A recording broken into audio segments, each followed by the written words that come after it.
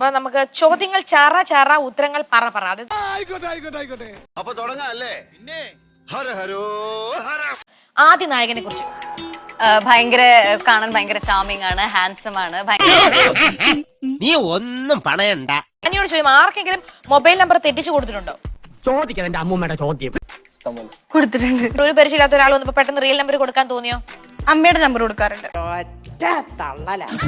അതിപ്പോ ഓരോ കീഴ്വഴക്കങ്ങളാവുമ്പോ എന്റെ നമ്പർ കൊടുക്കാറില്ല. അമ്മയുടെ റിയൽ ഇതുവരെ അങ്ങനെ റിയൽ നമ്പർ ആർക്കും കൊടുക്കാൻ തോന്നിയിട്ടില്ല. തള്ളിക്കോളി, തള്ളി കൊല്ലരുത്. മേക്കപ്പ് ഇടാതെ ഇന്റർവ്യൂവിന് പോയിരുന്നിട്ടുണ്ടോ? ചോദിക്കേ ആയിട്ടിട്ടില്ല. ഓ എന്നെ കൊല്ലടി കൊല്ല്.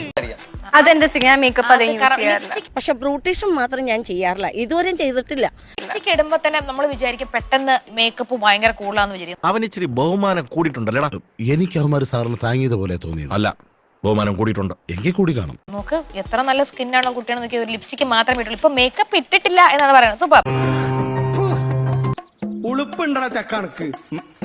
എന്നാ പോവാൻ നോക്കടാ. അപ്പൊ എല്ലാം പറഞ്ഞ പോലെ